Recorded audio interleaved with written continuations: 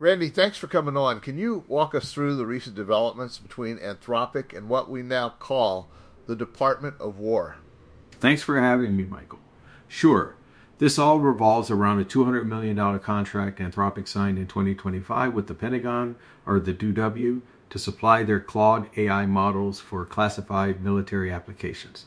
We're talking intelligence analysis, operational planning, cyber defense, tools directly supporting warfighters in real missions.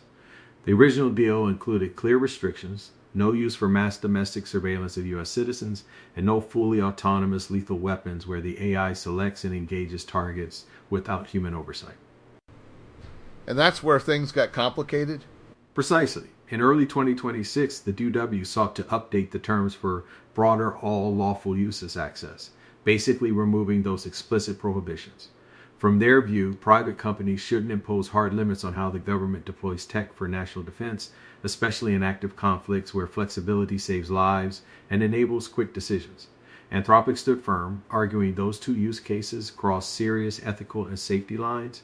Mass surveillance risks unprecedented privacy erosion at home, and fully autonomous weapons could lead to unaccountable life or death calls by machines. What happened when agreement couldn't be reached? Talks collapsed around a deadline set by the Secretary of War. The DoD designated Anthropic a supply chain risk, which is a serious label typically for foreign threats. That barred contractors from using Anthropic tech in DoD-related work and triggered a phase-out for existing uses. OpenAI moved in fast with a new deal, reportedly incorporating similar guardrails, but framed to satisfy the DoD's needs. Meanwhile, Claude's consumer popularity exploded. Downloads and revenue surged, suggesting a lot of people respect companies holding principled lines. Valid arguments on both sides? Absolutely, and that's key. The DoD perspective makes sense. AI is reshaping warfare at lightning speed. Overly restrictive terms could hamper real-time ops, planning, or countering threats, potentially endangering missions or personnel. They need assurance that technology can be used without self-imposed handcuffs that might create capability gaps. Anthropic's side is equally principled.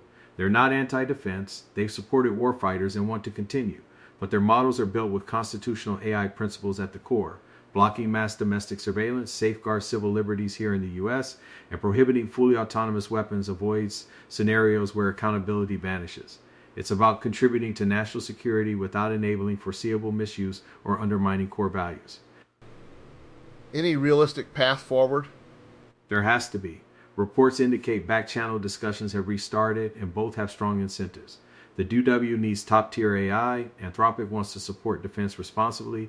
A compromise might involve enhanced oversight, like mandatory human-in-the-loop for sensitive decisions, independent audits, clearer definitions of lawful use, or tiered access with built-in reviews.